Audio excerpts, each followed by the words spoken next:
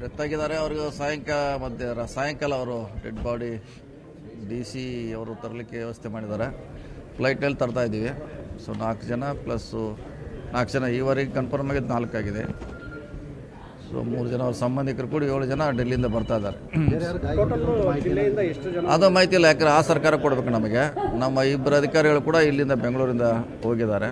ಅವ್ರು ಬಂದ್ಮೇಲೆ ನೋಡೋಣ. ಈಗ 4 ಮಂದಿ ಅಂತ ಐಡೆಂಟಿಫೈ ಮಾಡಿದ್ದಾರೆ. ಜಿಲ್ಲೆಯಿಂದ ಎಷ್ಟು ಜನ? ಅದು ಲೆಕ್ಕಿಲ್ಲ, ಸುಮಾರು ಜನ ಹೋಗ್ಯಾರ, ಸಾವಿರಾರು ಜನ ಹೋಗಿರ್ಬೋದು. ಅದು ಲೆಕ್ಕಿಲ್ಲ. ಬೆಳಗಾವಿಯಿಂದ ಹೋಗಿದ್ದಾರೆ, ಇಡೀ ರಾಜ್ಯದಿಂದ ಹೋಗಿದ್ದಾರೆ, ಲೆಕ್ಕ ಇಲ್ಲ. ಅಧಿಕೃತವಾಗಿ ಬಂದಿರೋ ಮಾಹಿತಿ 4 ಜನ ಇದ್ದಾರೆ. ಅವರು ಸಾಯಂಕಾಲ 6 ಗಂಟೆಗೆ ಅವ್ರ ಡೆಡ್ ಬಾಡಿ ಬರುತ್ತೆ. ಗಾಯಗೊಂಡವ್ರ ಬಗ್ಗೆ ಮಾಹಿತಿ ಇಲ್ಲ. ಅಧಿಕಾರಿಗಳು ಹೋಗಿದ್ದಾರೆ, ಹೋದ್ಮೇಲೆ ಮಾಡ್ತಾರೆ. ಗಾಯ ಅಲ್ಲಿ ಕೂಡ ಸರ್ಕಾರ ಅವ್ರಿಗೆ ಟ್ರೀಟ್ಮೆಂಟ್ ಮಾಡ್ತಾ ಇದೆ. ಸೊ ಮಾಡ್ತಾರೆ, ಅವ್ರಿಗೆ ಅಲ್ಲೇನು ಸಮಸ್ಯೆ ಆಗಲಿಕ್ಕಿಲ್ಲ.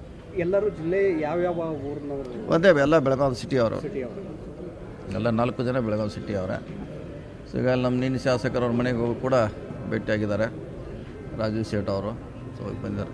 ನೀವು ಹೋಗ್ತೀರಾ ಸರ್? ಅಲ್ಲಿ ಹೋದ್ಮೇಲೆ ಮಾಡ್ತೀವಿ. ಆಲ್ರೆಡಿ ರಾಜೀವ್ ಸೇಠ್ ಅವರು ಇರ್ತಾರೆ, ಮತ್ತು ಅವ್ರು ಸಾಯಂಕಾಲ ಕೂಡ ಅವರೇ ಇರ್ತಾರೆ, ಅಲ್ಲಿ ಉಸ್ತುವಾರಿ ನೋಡ್ಕೋತಾರೆ. ನ್ಯೂಸ್ ಫಸ್ಟ್, ನಿರ್ಭೀತಿಯಿಂದ ನಿಮ್ಮ ಪರವಾಗಿ.